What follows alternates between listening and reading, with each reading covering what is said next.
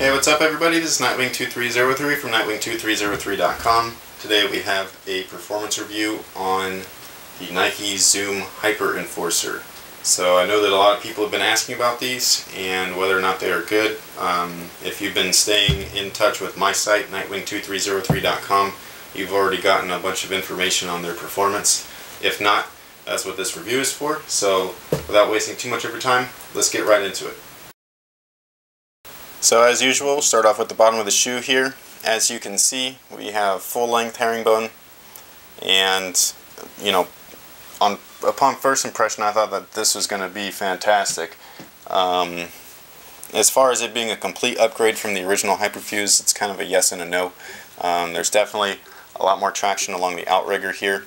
The heel, it's pretty much the same. The heel in the original Hyperfuse worked, and the heel in here worked as well. I didn't notice anything with these little, I don't know what these are, these little like rubber things.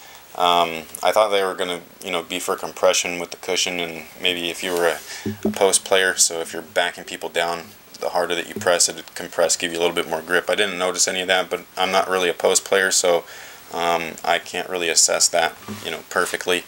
And then as far as the traction around the forefoot goes, which is pretty much where I use my feet as a guard, I thought that the forefoot here was pretty much perfect. The outrigger was pretty much perfect. It was the ball of the foot and the center that I did not like, and that was pretty disappointing because as a guard, that's pretty much where most of my pressure is just right along this section of the shoe. The reason that I did not like it is because they have the herringbone traction, but it's all different types of shapes, so and thicknesses. Along the midfoot here, it's very thick and very dispersed, so you got a lot of thin lines and things like that. That's perfectly fine. Along the forefoot, it's a little bit more together, a little closer together, so you got a little bit more court coverage. And same thing on the outrigger. And the material is flexible, by the way, so the rubber is nice and flexible, but it's this section here, instead of the traction coming out at a peak, it's pretty much flat right there. I don't know if you're going to be able to see the difference, but hopefully you can. But all right here is flat versus this stuff, which is peaked. So the shape of it is like this, which is good for friction along the court, but what they did was it was kind of like that, like a flattened top to the design here, and that just would, combined with dust, it just didn't work. On a perfectly clean floor, just like most other shoes, these work perfectly well. But if you're working with a dusty court, that section especially, it just clogged up. It didn't really do much of anything, and I had quite a bit of slipping, so that was a little bit of a disappointment, especially since I was expecting to have awesome traction. But so on a clean floor, perfectly good. On a dirty floor, it's a hit or miss. Try not to use the ball of your foot, which is hard, but if you're a forward and things like that, or a power player, you might not have that issue. But if you're a quick, fast-paced moving guard, you might have some slippage along the forefoot area, right around the ball of the foot. As far as the cushion is concerned, it's pretty much the same exact setup that we've seen in the Hyperfuse and the Hyperfuse 2011. So you have a Phylon midsole, and then you also have the the full-length Zoom bag. Sorry, I had a brain fart. But basically you have your Zoom bag here, left to right, covers this whole area right there. That feels great, just as it did on the previous two models. And then the Phylon midsole also feels nice once it's broken in. It does take a little bit of time. Again, I'm not sure if you're going to be able to see this, but there's a bunch of compression lines throughout. The design that they use to sculpt the midsole is kind of cool. It goes in, and it comes out, and it goes back in, and it comes out. So all of those sections where they kind of dip in a little bit, that's where you're getting a lot more of your compression upon heel strikes. And it feels very nice, but again, it takes a little while to break in. So the first couple of nights, don't worry. It will get better over time, and it'll feel just like all the other shoes. If you played with either of the other Hyperfuse, then you're going to definitely like the cushion setup in this. So material and fit. Materials, they're good and bad for me personally. and the fit I thought was awesome. The materials themselves, you have a Flywire and fuse based system.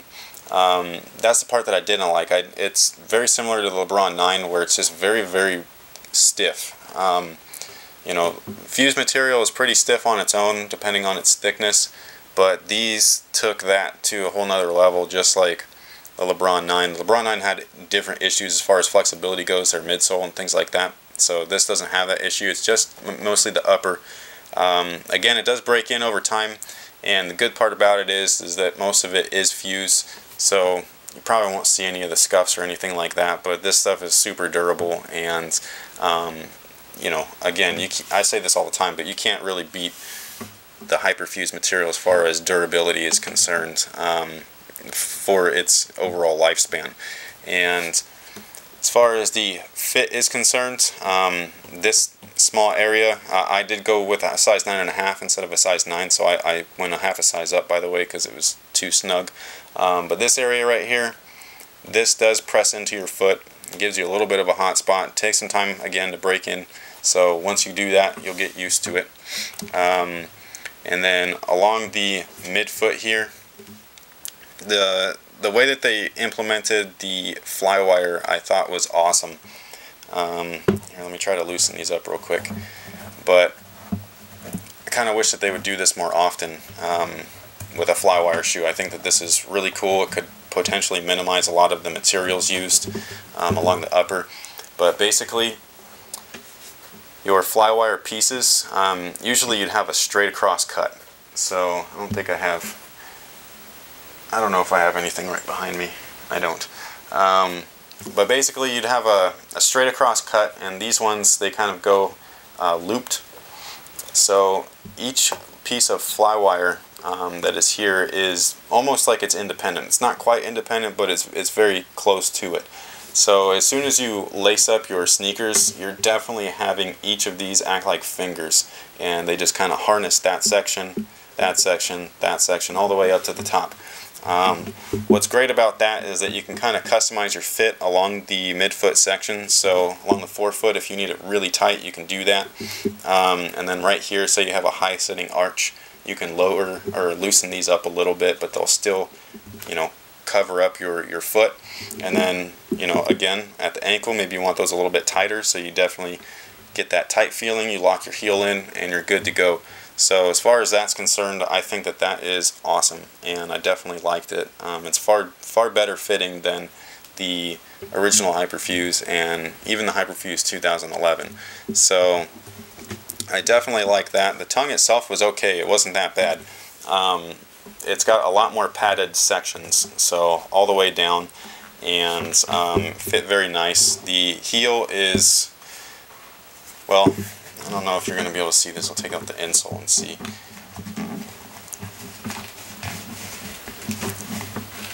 Okay, well, I won't do that. But basically, the heel is very sculpted. It's very nice.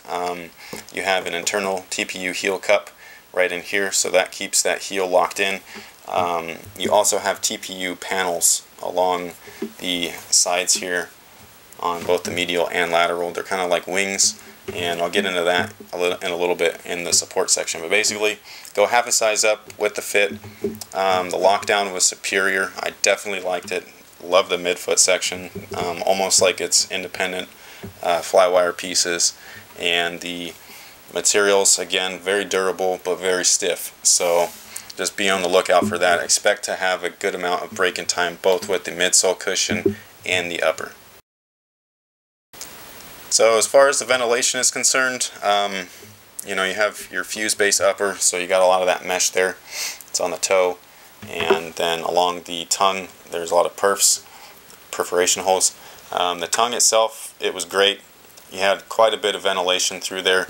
The interior of the shoe, though, this is something that I've been seeing a lot lately with any shoe that has ventilation holes in it, where it's it's very deceiving as far as like what it's actually providing you. So along the inside, it's all lined, so with this like felt material or some sort of cloth, it's going to allow you know, some airflow in there, or some of that heat to escape and moisture and things like that, but it's definitely not doing it the way that it should.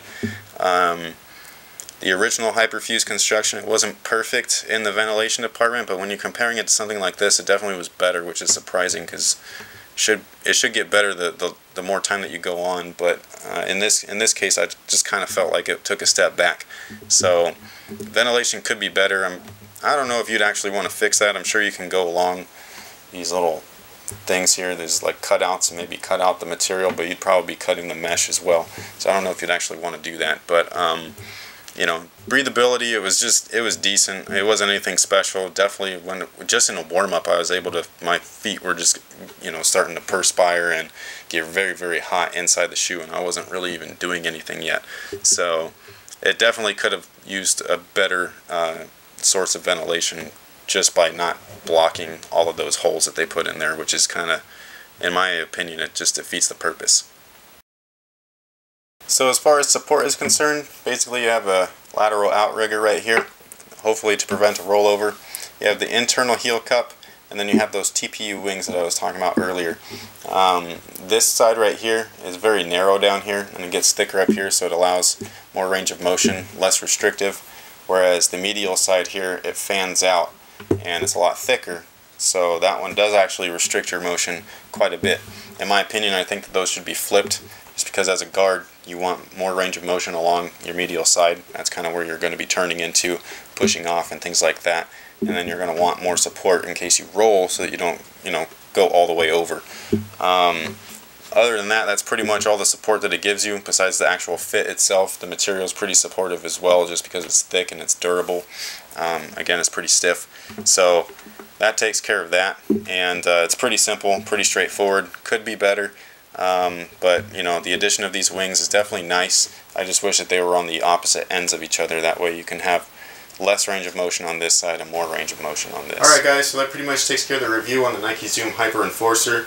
Overall, it plays pretty much like all the other, you know, fuse-based shoes, especially with the midsole and cushioning, because it's pretty much identical. One thing is that the material takes a while to break in. Both the midsole and the upper, because the upper has got flywire fuse and all that stuff, so it definitely needs some extra time, but there are some good points to it. Just because traction has herringbone does not mean it's perfect, so I've learned that quite a few times with multiple sneakers that have herringbone on them, and some of them have been great, some of them have been disappointing. So if you are an outside player, you know, play predominantly outdoors, you might not want to go with this version, but they do have an XDR version, and there's a bunch of differences as far as the upper and the outsole. I don't have any images with me right now, and I don't play outdoors, so I won't be testing those, but basically the fuse layer that's on the top of the outdoor version is very, very thick and very, very rugged. I saw them in person, and it'll hold up a lot better. I mean, fuse material will hold up perfectly well outdoors, but I mean, that stuff, they just took it to another level as far as durability is concerned. And then the outsole itself, XDR, is durable rubber, so it's meant for outdoor purposes. And then the traction pattern itself is not anything like this, where this is herringbone. The traction pattern on the outdoor version is all different, and I can't find pictures online to show you, but maybe if you can check them out in the store, you'll see what I mean. And the rubber itself, you could definitely feel a difference just by, you know, messing with it, like touching the grooves and all that kind of stuff. So if you're interested in indoor purchases, this is a good option. If you're interested in the outdoor version, because you play outdoors predominantly, look for the XDR version. There's currently, I think, 2 colorways available. So sorry for talking so much. Thank you guys for watching. Thanks for all your support, and make sure to stay tuned, and we have more stuff coming. So thank you guys again, and until next time guys, have a good one.